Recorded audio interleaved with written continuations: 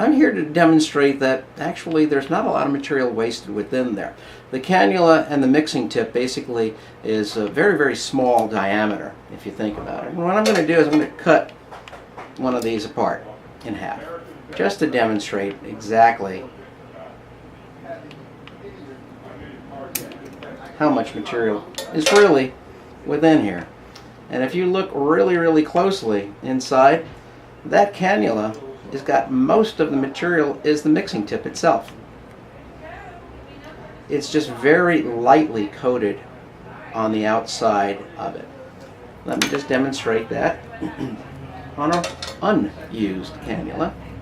Again, to just show you that you're really not losing a lot of material within the material here.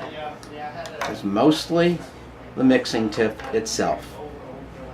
So there's an internal lentulu type of a spiral that helps with it, and so the material mixture is very, very small.